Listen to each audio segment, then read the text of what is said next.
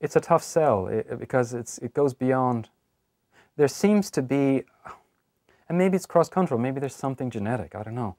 But you're right, there seems to be a resistance in young males to reading. So maybe it's a question of finding the right book. Maybe the right way to pass on the word. Maybe they'd like oral words. Maybe they're more susceptible to plays, maybe.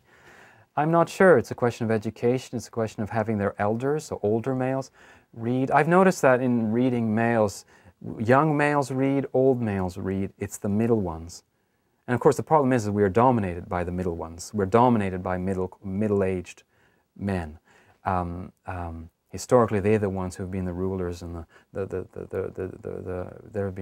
ones who've had the most power. So we somehow seem to miss them. I'm not sure. I think it's a question of education. It's a question of setting by example. It's a question of finding the right books. I'm not sure.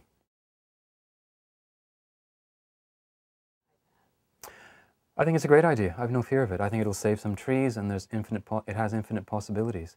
So to have an electronic book where if you don't know a word, you tap on it and it's defined for you. To have a device where you can append an encyclopedia. So if you're reading a novel set in Paraguay and you're curious about Paraguay, you can tap and get a map of Paraguay. And to have a book that perhaps at one point you're reading an Indian novel, why not have Indian music in the background? To have a book that can then start reading to you, it's a great idea. It's particularly suited for stuff that's ephemeral, newspapers, ephemeral fiction. And if you really like a work, if you're reading great poetry, then you have it on your Kindle, but also you get it as a book. So I think they can be complementary. Every new technology has its limitations, has its dangers. The danger of the ebook, of course, is that it'll be kidnapped by corporations, whether it's Apple or Sony or whatever. Because it is a proprietary ebooks right now are proprietary technology, whereas books aren't. Paper books are not. Anyone can make a book.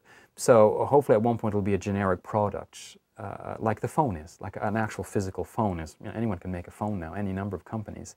But as an idea, I think it's wonderful. It still needs work, but I have no fear of them. I don't have one myself, but I have no problems with them.